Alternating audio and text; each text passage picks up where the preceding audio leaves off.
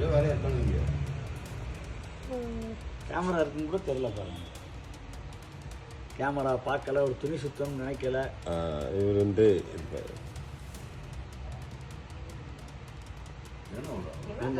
இந்த நீங்கள் மும்பிட்டு சில்லறை அழுனது தான் என்றேன். பாவம் இவ்வளோதான் வச்சுருக்காங்க, 10 20 எல்லாத்தையுமே. பாவப்பட்டு வச்சுட்டு போயிருக்கானா என்ன? இவரு ஒருத்தர்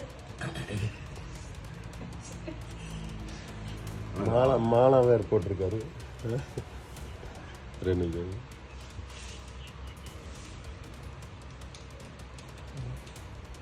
இந்த மாதிரி வேலைக்கு போயிருந்தாலே ஏதாவது கூட நம்ம ஆமாம்